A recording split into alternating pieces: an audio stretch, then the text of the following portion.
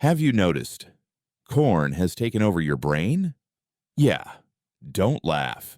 Every time you're bored, every time you're stressed, every late night you whisper just one more scroll. Boom. There's corn. At first it feels harmless, but here's the ugly truth. Too much corn trains your brain.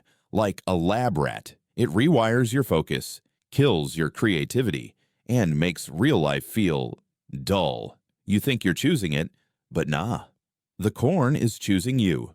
And the scariest part, most people won't admit it, they'll defend it while their energy, their drive, and their confidence crash in silence. So here's the flip. If your mind can be hijacked, it can be reset. Step 1, cut the inputs. Block, unfollow, mute. If it feeds your cravings, it's feeding the corn. Step 2, retrain your focus.